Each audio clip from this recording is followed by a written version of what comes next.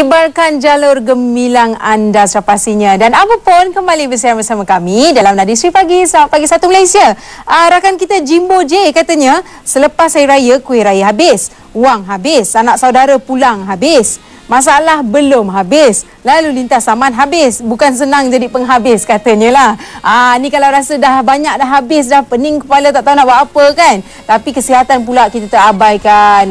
Jangan. Kalau anda nak tahu, ini dia rahsia kami bawakan bersama Kak Tun, pengasas White Pearl ni. Assalamualaikum Kak Tun. Selamat Hari Raya lah katanya. Kak Tun, ni cerita ni menainya dah habis-habis ni, semua dah habis dah. Tapi akhirnya kita punya perut yang makin besar. Masalah gemuk selepas raya ni Kak Tun. Sebab apa? Assalamualaikum, salam satu Malaysia. Okey, kebanyakan bila bulan puasa kan turun berat badan, seronok sangat. Tiap-tiap hari timbang aja kan. 1 kilo, 2 kilo. Tapi lepas raya you makan 1 bulan, you turun 2 kilo dan you naik 8 kilo. Tiap-tiap tahun macam tu, bertambah. Mungkin tahun ni 56, lepas tu naik 60 lebih, bila 70 lebih dah susah nak turun. Jadi sebelum kita nak naik macam tu, sekarang kita dah turun 2 kilo ni, pergi open house lemang, rendang, kolesterol tinggi semua kan. So sebelum kita nak pergi open house tu, ambil Adam Hawa dulu dan kita akan kenyang makan. Boleh makan sekadar kita nak rasa. Jangan makan sampai pergi umur ni pun I nak makan habis-habis. Petang I pergi pula rumah lain. Gemuk naik. You turun 2 kilo, naik 8 kilo. Dalam masa sehari boleh naik 8 kilo. Beli baju raya boleh pakai. Lepas raya 15 hari dah rasa macam ketat-ketat, sendak sikit. Tak nak macam tu. Jadi bila kita dah turun macam tu, bulan puasa kita dah start turun, kolesterol kita pun kurang. Jadi kita ambil Adam Hawa, dia boleh turun, membantu untuk kuruskan badan. Maknanya kita ambil Adam dan Hawa sebelum kita pergi rumah. Yalah, pagi kita ambil 1 jam sebelum kita pergi, dan malam kita ambil 1 sachet lagi. Kalau nak elok, brand dengan apple hijau. Sebab apple hijau tu dia boleh kurangkan kolesterol. Dan kita makan lemang semua kolesterol kuat kan. Ada santan, ada lemak dan penyakit, macam-macam penyakit datang. Yang lelaki datang penyakit gout, makan daging kan. Kak Tun banyak tengok orang kata gout. Dan bulan puasa ada yang kurang air, ada penyakit wasir. Minggu lepas Kak Tun ada cakap, ramai baru Kak Tun tahu orang lelaki di Malaysia ni memang Kak Tun rasa faktor makanan sebab makan pedas. Sebab tu kena puasa. Ya, dan makan pedas dan minum air kurang, susah nak pergi toilet. Dan cara tak langsung bila kita susah nak pergi toilet, kita makan pedas, dia mula start ada wasir. Dan Umar ni boleh menolong. Ada gout, ada wasir tu insya-Allah, sebab bila kita minum Umar ni, dia senang kita nak pergi toilet. Cara tak langsung benda tu lama-lama dia akan kecut. InsyaAllah lah.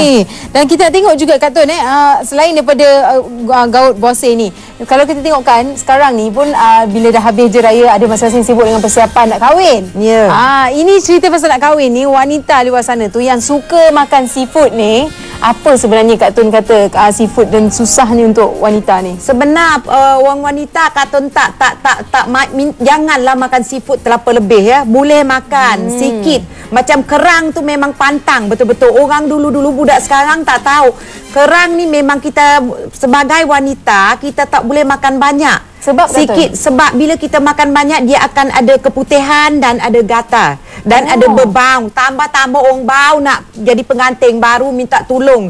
Seafood tu kurangkan, kerang tu kurangkan sayang. Tak mau nanti ada masalah lah, kahwin seminggu dah tak seronok dah, nak bercerai pula. Kahwin sebulan dah nak cerai pula. Si suami pun sama juga.